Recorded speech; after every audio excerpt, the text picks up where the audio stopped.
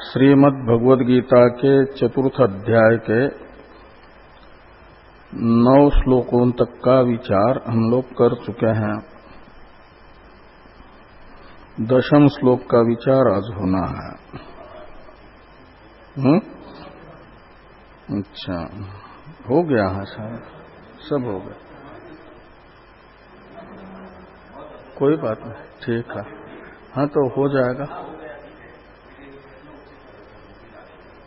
हाँ, यानी थोड़ा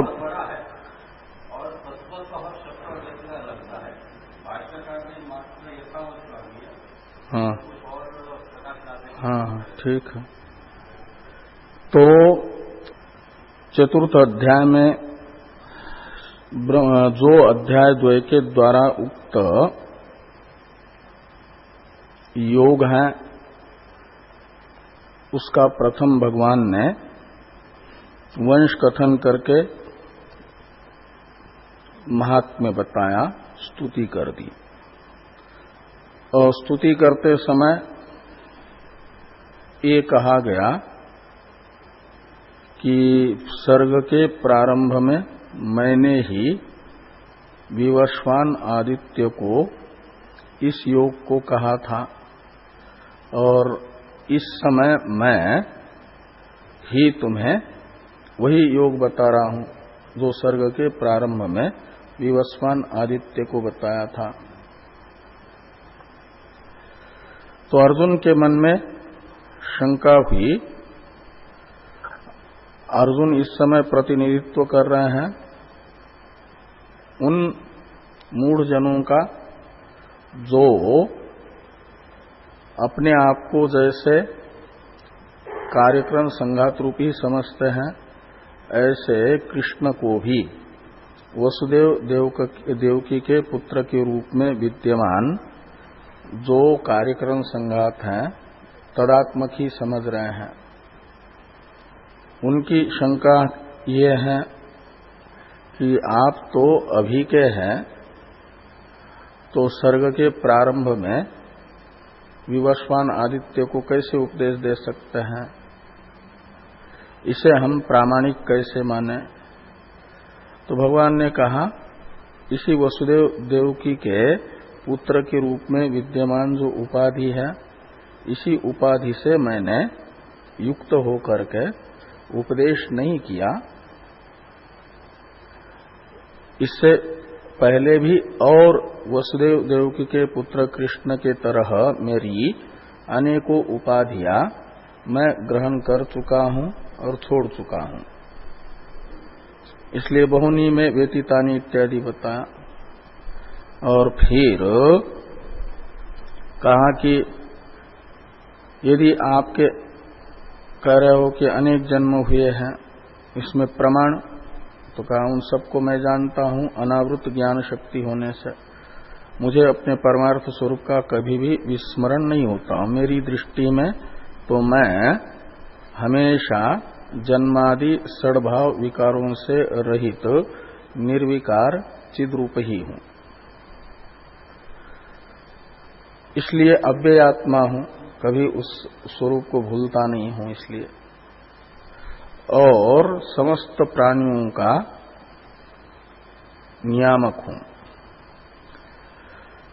और तो भी अपनी इच्छा से अपनी प्रकृति को अपने अधीन रख करके त्रिगुणात्मिका माया को माइक मेरा जन्म होता है। परमार्थतः जन्मादि सद्भाव विकारों से रहित होने पर भी अपनी इच्छा से माइक जन्म का मैं अनुभव करता हूं,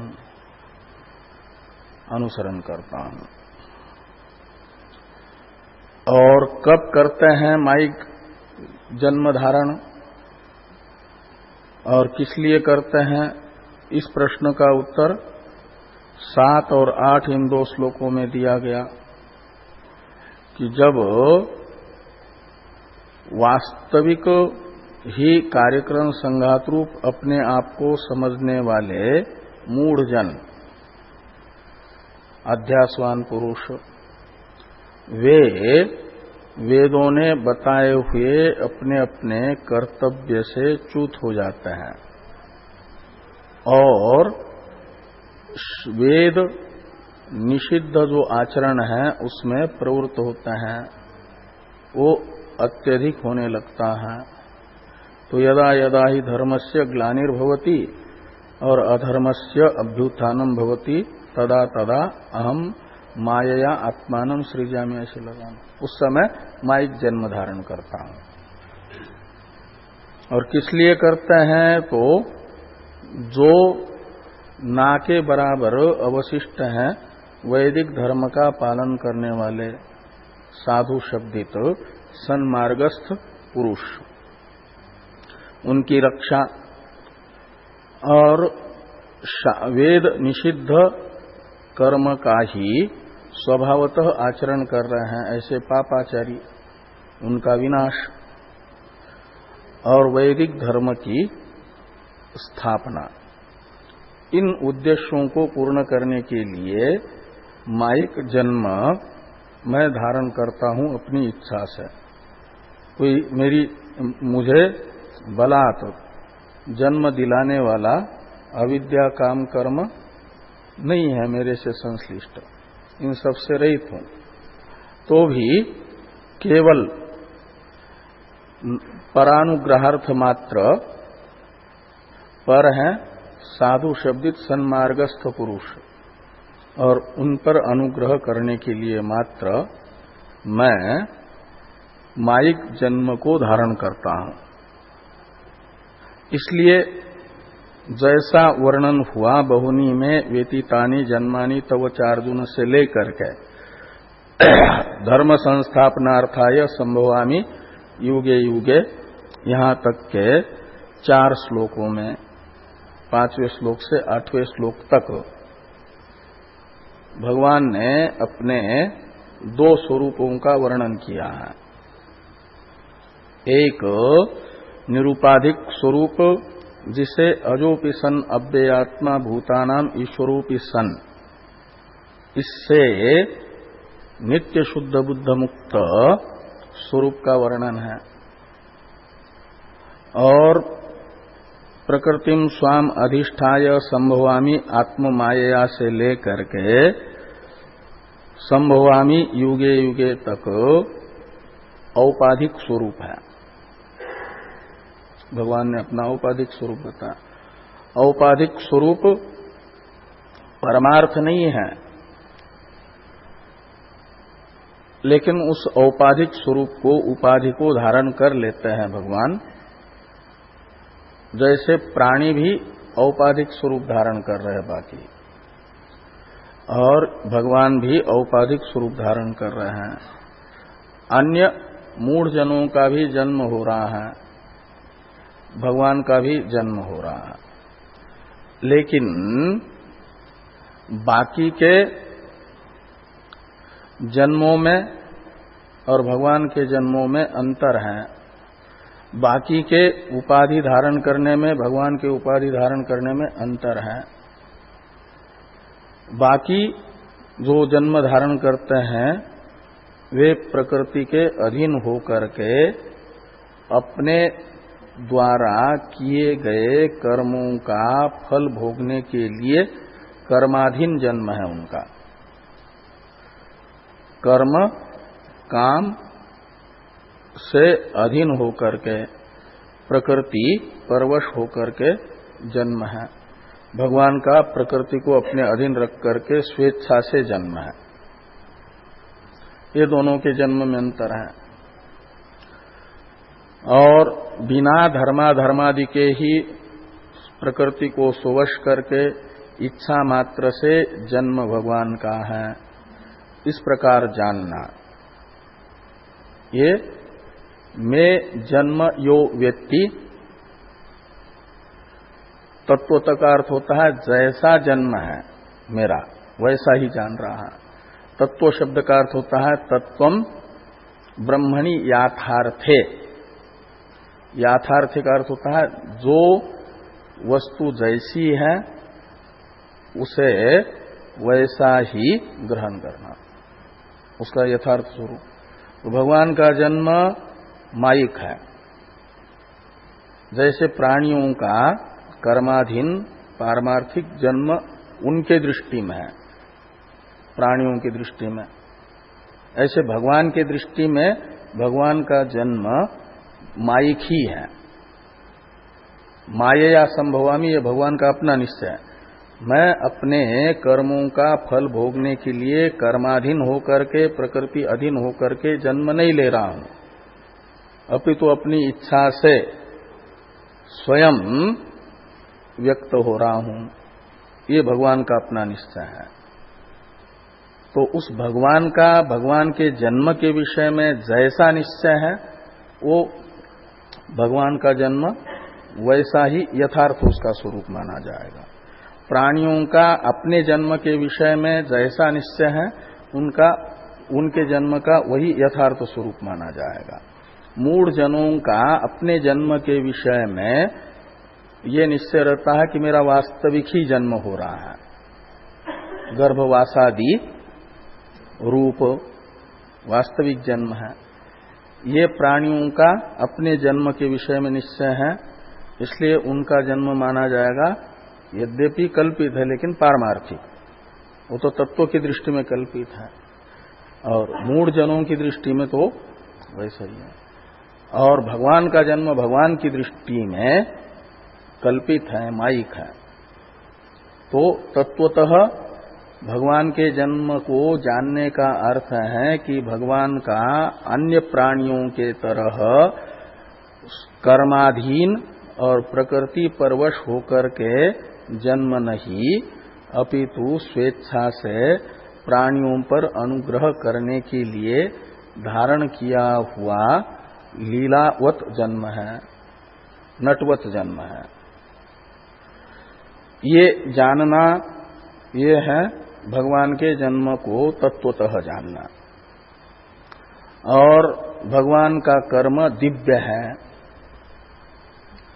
जन्म कर्म च में दिव्यम, उसमें कर्म में दिव्यता है।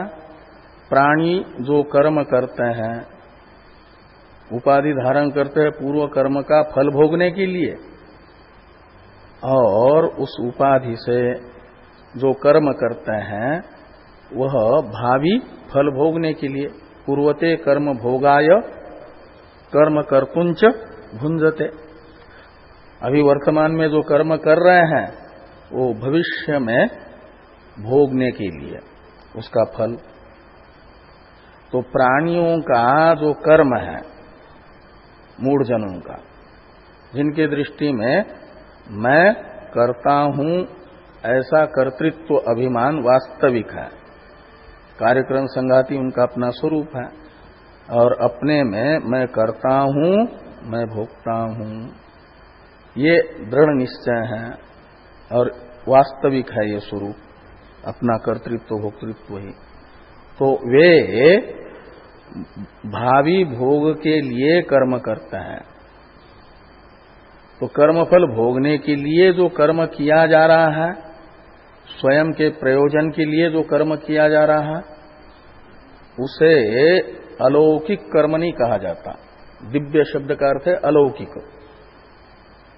और वो लौकिक है का मतलब लोक अंतःपाती फल के लिए ही है।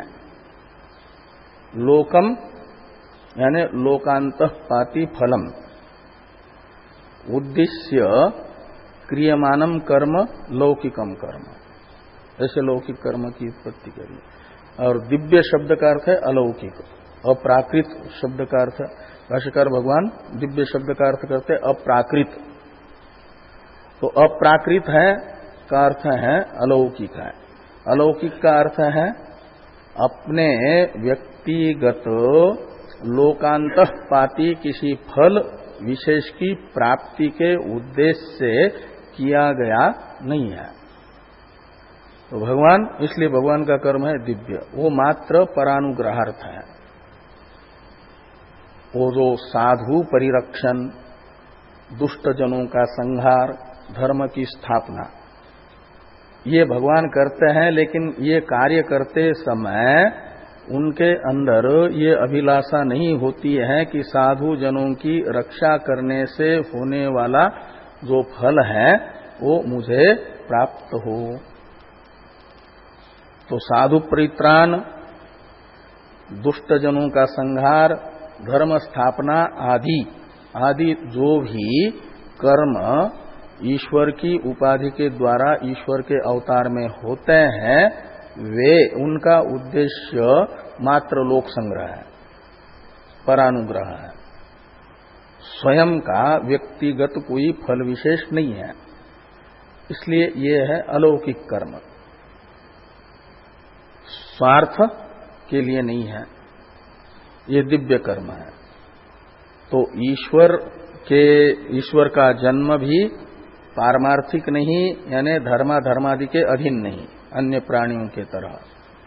ईश्वर का कर्म स्वयं के प्रयोजन के लिए नहीं।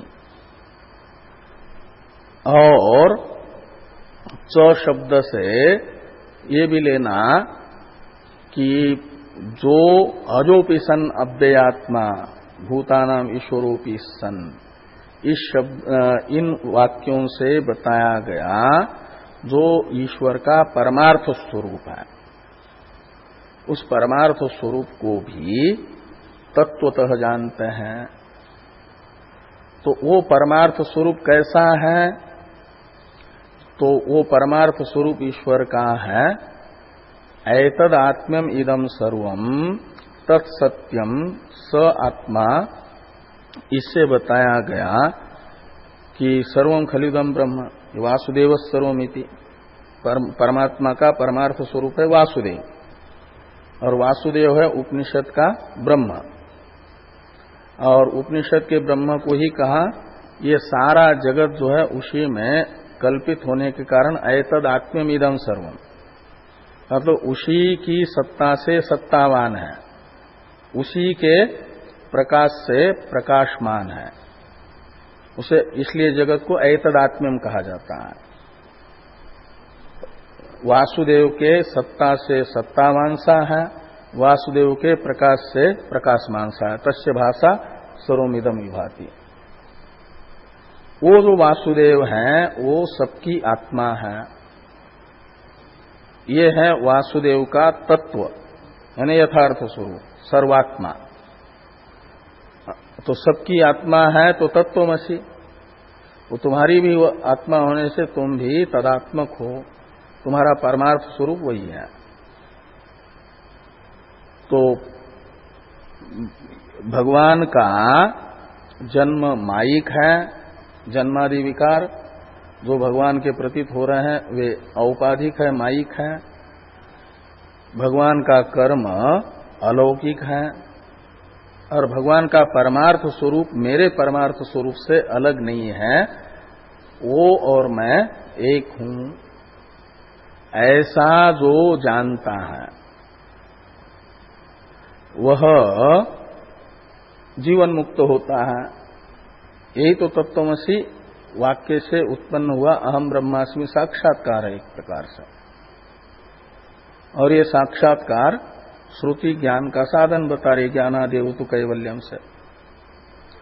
और जब ऐसा ज्ञान जिसको होता है उससे जीवन मुक्ति का अनुभव होता है, जीवन मुक्त का शरीर छूट जाता है, तो फिर उसका पुनर्जन्म नहीं होता। न तस्य प्राणा उत्क्रामंती अत्रैव समवलीयन्ते ब्रह्म सन ब्रह्माप्येति। तो वो पुनर्जन्म उसका नहीं होगा तो क्या होगा? कहते माम एति सोर्जुन, वो ब्रह्म सन ब्रह्माप्येति, ब्रह्म भाव को प्राप्त करता है। ये उसका विधेय कैवल्य बताया। ज्ञान का फल अदृष्ट फल है, त्यक्त्वा देहम पुनर्जन्म नयति मामेति सोर्जुन से बताया गया। तस्य तावदेव चिरम यावन्न विमोक्ष अथ संपत्स्य। तो इस प्रकार ये जन्म कर्म समय दिव्यम एवं यो वेत्ति तत्वतः त्यक्त्वा देहम पुनर्जन्म नयति मामेति सोर्जुन, इस वाक्य के द्वारा बताया गया नान्य पंथा विद्यते अयनाय तमेव विदित्वा अतिमृत्युमेति। नान्य पंथा विद्यते अयनाय, इससे ज्ञानादेव तु कैवल्यम के अनुसार ज्ञान मोक्ष का साधन है। ये अध्याय 2 के द्वारा भी बताया। कर्मनिष्ठा से ज्ञान की योग्यता आती है, तो कर्मनिष्ठा से जिस ज्ञान की योग्यता आती है वह ज्ञान जन्म कर्म च में दिव्यम एवं यो वेत्ति तत्वतः से बताया गया। और वो जो ज्ञान है उस ज्ञान का फल है त्यक्त्वा देहम पुनर्जन्म नयति मामेति सोऽर्जुन। अध्याय 2 अध्याय के द्वारा उक्त जो सांख्य योग है, उस सांख्य योग को जन्म कर्म च में दिव्यम एवं यो वेत्ति तत्वतः से बताया गया है। और उसका फल ये मुक्ति है। अब ये जो ज्ञान है ये कोई नूतन साधन नहीं है मुक्ति का, ये पुरातन साधन है। इसे बताया जा रहा है 10वें श्लोक से। और ये आजमाया हुआ है। अनेक मुमुक्षु जनों ने इस ज्ञान को प्राप्त करके जो इस ज्ञान का फल बताया है उसका अनुभव किया है, उस फल को प्राप्त कर लिया है। इसे कहते हैं कि न एष मोक्ष मार्गम इदानीम प्रवृत्तः। ये जो मोक्ष मार्ग है, मोक्ष का एक ही मार्ग है, वन वे है, वो ज्ञानादेव तु कैवल्यम ऋते ज्ञानान न मुक्ति। तो इसलिए मोक्ष मार्ग जो बताया है जन्म कर्म च में दिव्यम एवं यो वेत्ति तत्वतः से, यह मोक्ष मार्ग इदानीम प्रवृत्त न, ये इस समय प्रवृत्त हुआ हो ऐसी बात नहीं है। तो किम तर्हि, इस समय प्रवृत्त नहीं हुआ, ये अपूर्व नहीं है, नया नया नहीं है, तो क्या है फिर? तो कहते हैं पूर्वम अपि, ये सनातन है, पहले से ही मोक्ष साधन के रूप में मुमुक्षु जनों को यही साधन था और इसी साधन को अपना करके पूर्व मुमुक्षु मोक्ष को प्राप्त हो चुके हैं। इसे 10वें श्लोक में कह रहे हैं भगवान। वीतराग भय क्रोधा मन्मया मामुपाश्रिताः बहवो ज्ञान तपसा पूता मद्भावमागताः।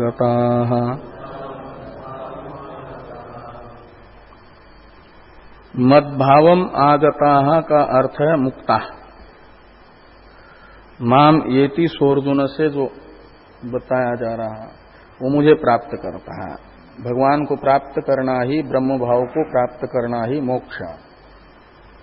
यहां माम येति में माम शब्द का अर्थ है ब्रह्म भाव, और ब्रह्म भाव की प्राप्ति का ही नाम है मोक्ष, स्वस्वरूप अवस्थान। और मद्भावम आगता, ये भूतकालिक प्राप्ति बताई जा रही है।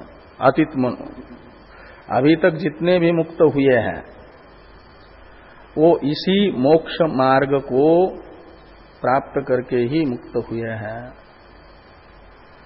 इस अभिप्राय से कहा मद्भावम आगताः, यानी मुक्ता।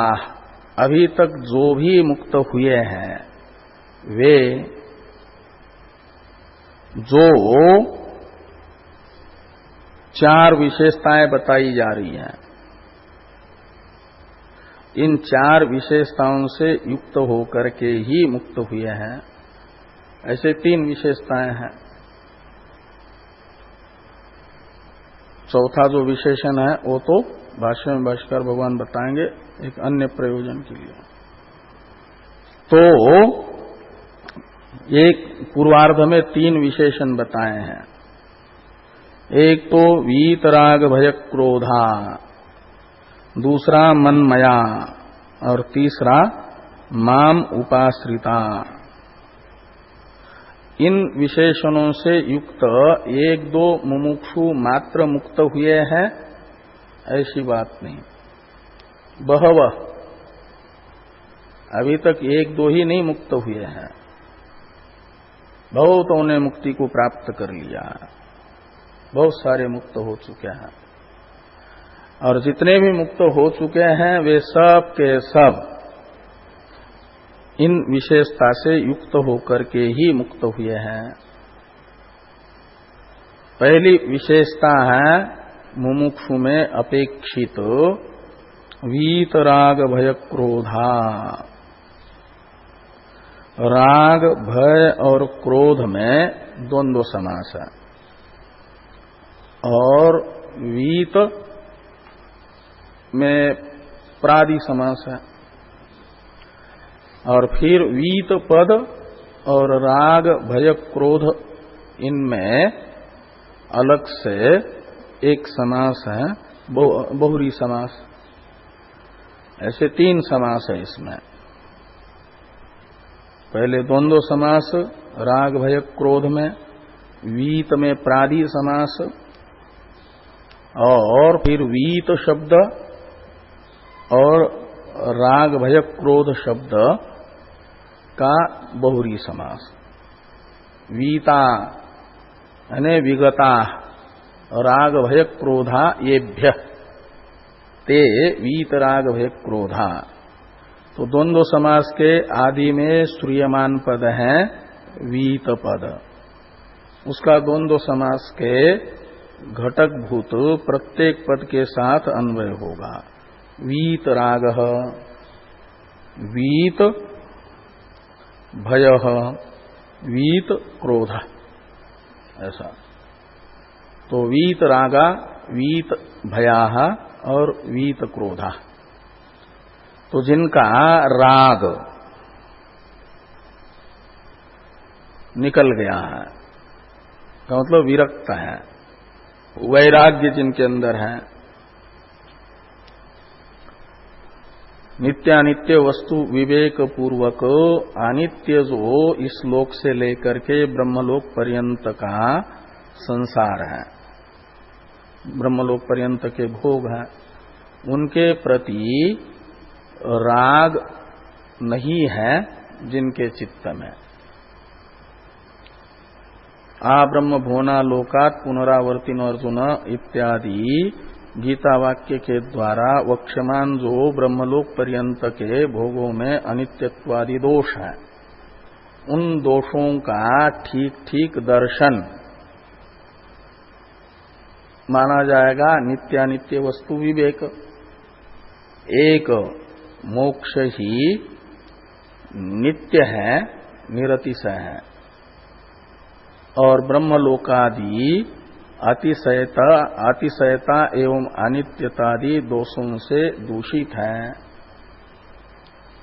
इत्याकारक विवेक को कहा जाता है नित्यानित्य वस्तु विवेक। और जिन वस्तुओं में दोष दर्शन होता है उस विषयों में, वस्तुओं में दोषदर्शी का राग नहीं होता। राग निवृत्ति का उपाय है दोष दर्शन। वो दोष दर्शन अनित्यतादि दोष दर्शन ठीक ठीक हुआ। जैसे नचिकेता को ठीक ठीक ब्रह्मलोक पर्यंत के भोगों में दोष दर्शन होने से नचिकेता कहते हैं यमराज जी को कि ये जो ब्रह्मलोक पर्यंत के भोग आप मुझे दे रहे हो ना, वो कैसे हैं? तो स्वभावा, स्वभाव का अर्थ है कि कल तक रहेंगे भी या नहीं भी रहेंगे, इसका कोई निश्चय नहीं है, का मतलब अनित्य है। और इंद्रियों के तेज को ही जीर्ण करने वाले हैं, का मतलब अनर्थ ही उपस्थित करने वाले हैं। तो इस प्रकार ये दोष दर्शन होने से कहते तवैव वाहा तव नृत्य कहते सब आप अपने पास रख लो। और नान्यम वरम नचिकेता वृणुते, ये वैराग्य है। तो इस प्रकार का नचिकेता के अंदर, मैत्री के अंदर जिस प्रकार का वैराग्य है, उस प्रकार का वैराग्य जिनके अंदर है वे वीतरागा, जिनके अंदर से विषय विषयक राग, जो विषय प्राप्ति के उद्देश्य से होने वाली प्रवृत्ति में प्रवर्तक बनने वाला राग है, उस राग से रहित चित्त है जिनका, जो भगवान ने पहले तृतीय अध्याय में कहा न, प्रकृतिम यान्ति भूतानि निग्रह किम करिष्यति। लेकिन उस प्रकृति का यानी स्वभाव का सहायक बताया राग द्वेष को। इंद्रिय से इंद्रिय चार्थे राग द्वेषो व्यवस्थितो तयोर्न वशमागच्छेत तो यश परिपंथिनो। वो जो राग द्वेष है स्वभाव के यानी वासना के सहयोगी, संस्कार के सहयोगी बन करके प्रवर्तक या निवर्तक स्वभाव को बनाने वाले, स्वभाव को पुष्ट करने वाले, विपरीत स्वभाव को पुष्ट करने वाले, वो राग द्वेष जिनके चित्त में नहीं है उन्हें कहा जाएगा वीतरागा। तो जब इसीलिए जब इस लोक से लेकर के ब्रह्मलोक पर्यंत के लोकांतःपाती किसी फल विशेष की अभिलाषा न होने से, राग न होने से, फिर दैवी संपत में सबसे पहली संपत होती है अभय, अभयम सत्व संशुद्धि। और यदि इस लोक में या परलोक में ही कुछ न कुछ चाहिए, और जो चाहिए और जो प्राप्त है उसका नाश न हो, और जो प्राप्त करना है वो उसको कोई विघ्न न डाले इत्याकारक जो भय होता है, वो भय भी राग रहित होने के कारण जिनका निकल गया है वीत भया, भय भी जिनको नहीं है, निर्भय है। अभय नामक दैवी संपत अंतःपाती प्रथम जो दैवी संपत है उससे संपन्न है, इसलिए वीत भय है, अभय से संपन्न होने से। और वीत क्रोधा, तो कामना का जो सूक्ष्म रूप है राग, वो नहीं है तो काम नहीं होगा। राग ही तो विकसित होकर के काम का रूप धारण करता है, और काम का ही विकृत रूप है क्रोध। राग का स्थूल रूप है, विकसित रूप है काम, और काम का विकृत स्वरूप है क्रोध। तो जब राग ही नहीं है तो उसका विकसित स्वरूप काम नहीं होगा, और काम ही नहीं है तो उसका विकृत स्वरूप क्रोध नहीं होगा। दूध ही नहीं है तो दूध का विकार दही कहां से जमेगा।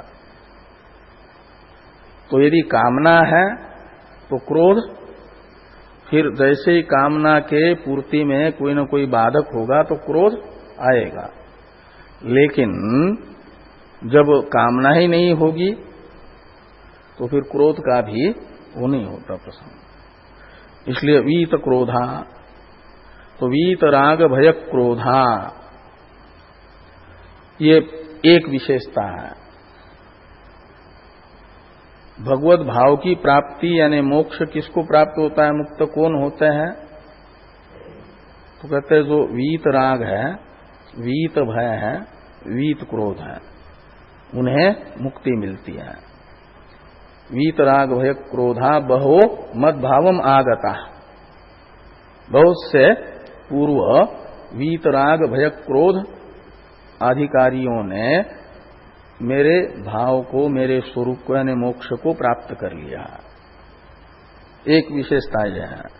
दूसरी विशेषता है मनमया।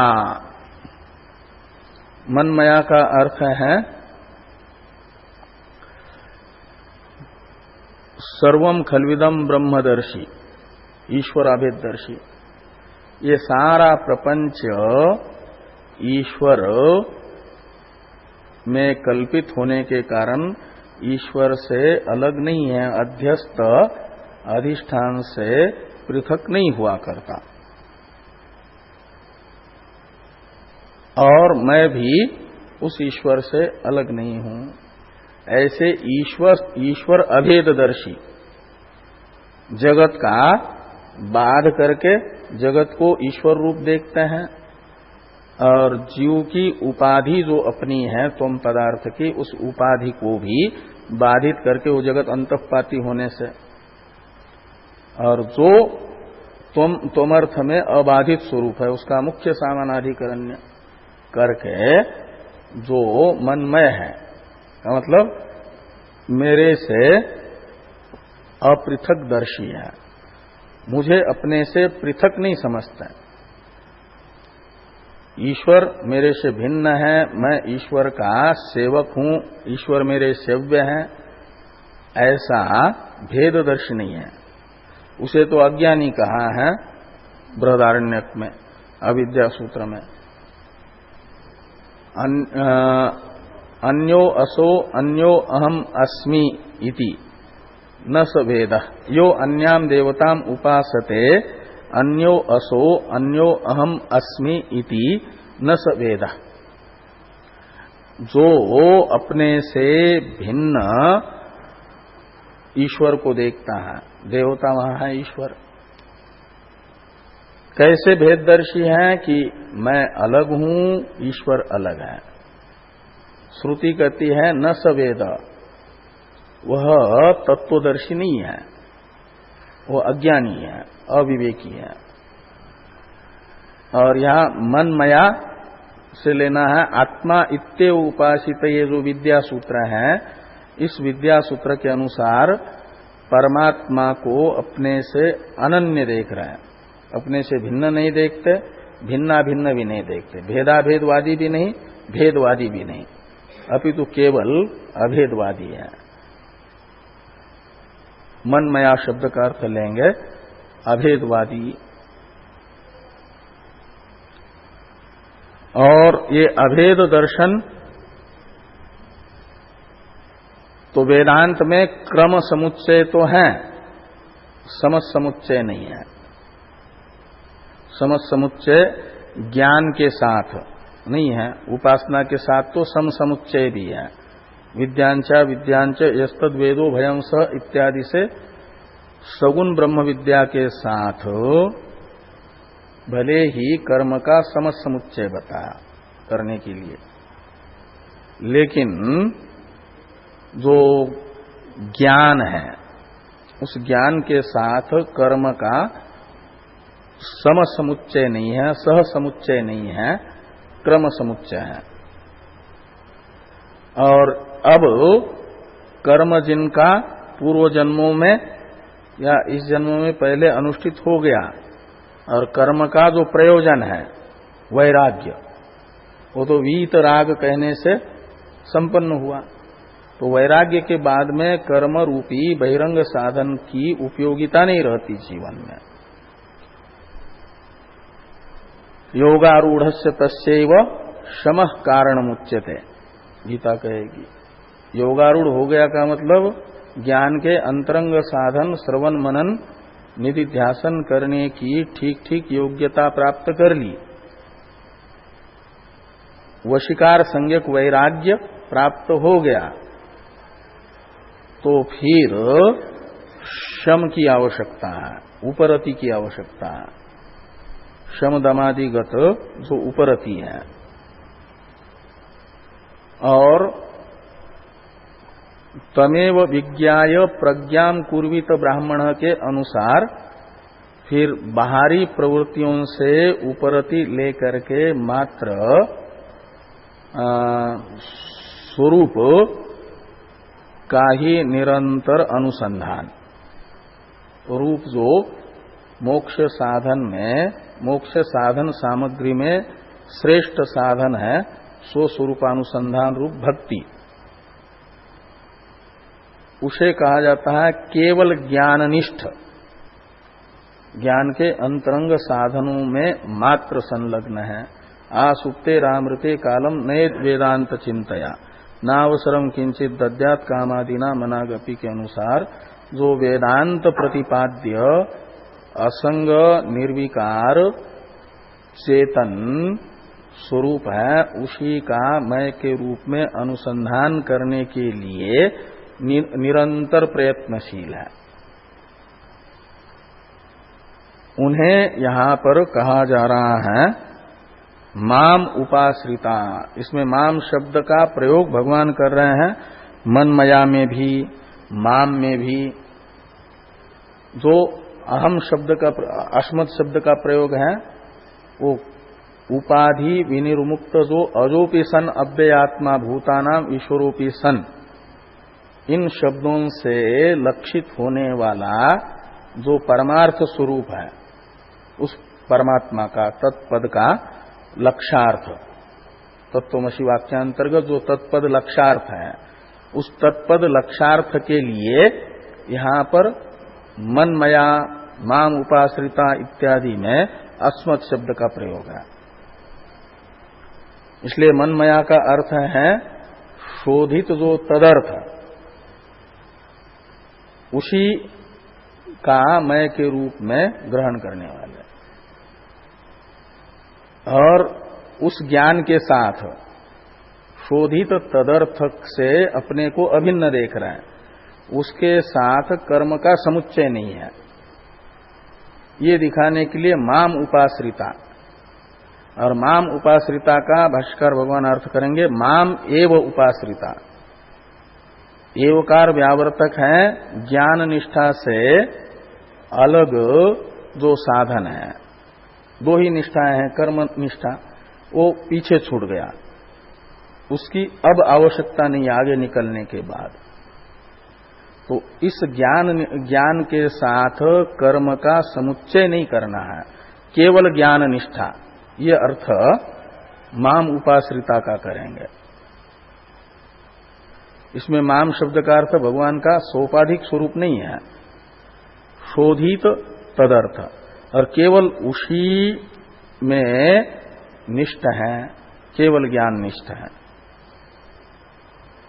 सर्व कर्म संन्यास पूर्वक जो ज्ञान कहा जा रहा है, एक प्रकार से मनमया माम उपाश्रिता से उसको लिया जा रहा है। मोक्ष का साधन जो स्थान स्थान पर सर्व कर्म संन्यास पूर्वक आत्मज्ञानात एव मोक्ष, ऐसा भाष्यकार भगवान कहते हैं ना गीता में कई बार। तो वो मोक्ष का साधन सर्व कर्म संन्यास पूर्वक आत्मज्ञान यहां मनमया माम उपाश्रिता से बता।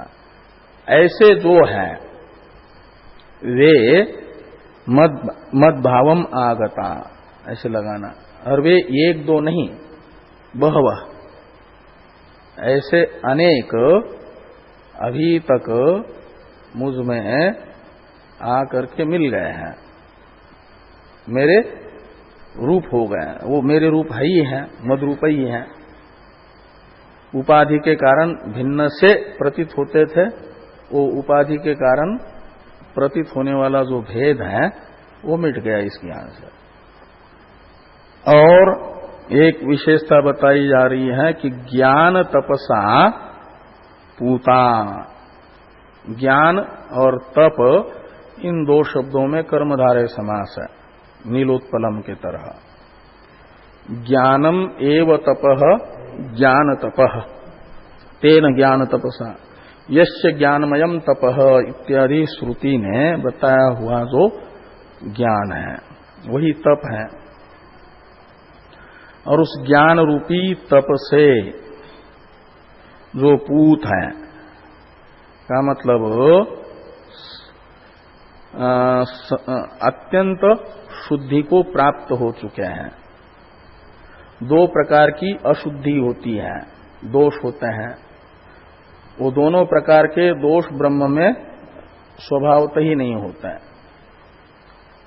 साधन निवर्त्य साधक के साधन से निवर्त्य दोष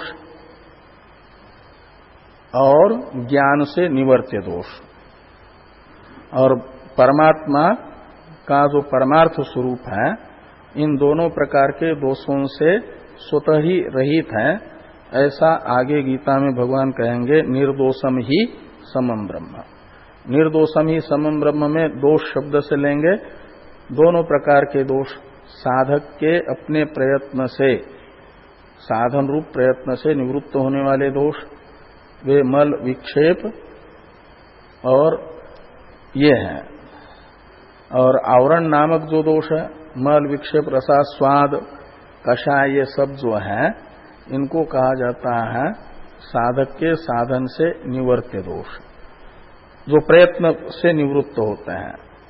और ज्ञान से निवृत्त होने वाला दोष है आवरण, वासनाक्षय, रसोपे से परम दृष्टवा निवर्तते से बताया जाने वाला रस शब्दित जो वासनाएं हैं उसकी निवृत्ति, और आवरण है अविद्या अध्यास, उसकी निवृत्ति। ये दोष है ज्ञान निवर्त्य दोष। और इन दोनों प्रकार के दोषों से रहित है, निर्दोष है ब्रह्म, इसलिए वो स्वभावतः मुक्त है। साधक के अंदर अविद्या, अनादि अविद्या से जो प्रवाह रूप से चला आ रहा है अनादि काल से अनात्मा कार्यक्रम संघात में आत्माभिमान रूप अध्यास, और उस अध्यास के कारण मल विक्षेप कषाय रसास्वाद प्रमाण विषयक संशय विपर्य प्रमेय विषयक संशय विपर्य आदि बहुत से दोष होते हैं जो साधन से निवर्त्य होते हैं। और ज्ञान से निवर्त्य दोष भी साधक में होता है। साधक का अर्थ है साधक की बुद्धि में, क्योंकि साधक अपनी बुद्धि में तादात्म्य अभिमान करके अपने आप को बुद्धि रूपी मान लेता है। स समान सन उभो लोको अनुसंचरति श्रुति कहती है कि बुद्धि के साथ तादात्म्य करके बुद्धि के तरह ही हो जाता है। ये बुद्धि में दोष होता है। और ब्रह्म की कभी भी अपनी उपाधि में तादात्म्य बुद्धि न होने से ब्रह्म में उपाधिगत कोई दोष नहीं रहता, और साधक में रहता है उपाधि के साथ तादात्म्य होने से। और ये जो ज्ञान से भी निवर्त्य दोष है, सूक्ष्मतम वासनाएं, आवरण, मनोनाश आदि समझ लो, अध्यास की निवृत्ति, ये सब दोष निवृत्त हो गए तो माना जाता है ज्ञान तपसा पूता। पूता यानी शुद्ध हो गए हैं, पुण्य पवन धातु से पवित्र हो गए हैं, शुद्ध हो गए, निर्दोष हो गए हैं। ब्रह्म भी निर्दोष है, ये भी निर्दोष हो गए। अभी तक उपाधि के साथ तादात्म्य करने से अपने आप को उपाधि के दोषों से दूषित से अनुभव कर रहे थे। वो उपाधि में तादात्म्य अभिमान रूप जो अध्यास है, अहम ब्रह्मास्मि इत्याकारक ज्ञान, यहाँ ज्ञान शब्द से आत्मज्ञान लेना है। आत्मज्ञान है आत्मा के यथार्थ स्वरूप का ज्ञान, आत्मा का यथार्थ स्वरूप है ब्रह्म, इसलिए अहम ब्रह्मास्मि, ये जो ज्ञान है यही तप है। और इस अहम ब्रह्मास्मित्याकारक ज्ञान रूपी तप से जो पूत हो गए हैं, का मतलब सर्वथा निर्दोष हो गए हैं। ब्रह्म स्वभावतः निर्दोष है, और ये उपाधि के आरोपित दोषों के कारण अभी तक अपने आप को दोषी मानते थे। अब वो आरोपित दोष भी ज्ञान रूपी तप से निवृत्त हो गया है, तो ब्रह्म के तरह ही निर्दोष हो गए।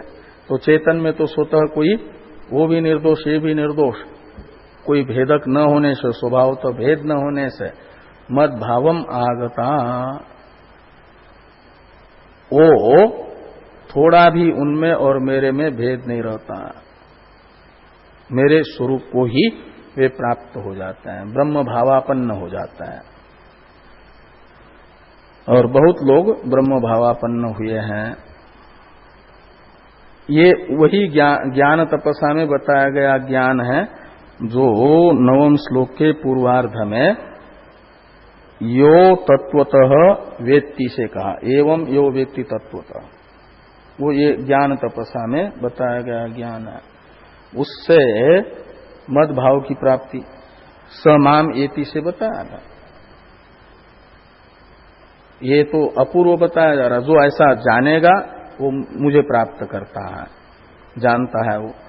और यहां बताया कि इसी ज्ञान से पहले बहुत से मुझे प्राप्त कर चुके हैं, का मतलब ये अपूर्व साधन नहीं है।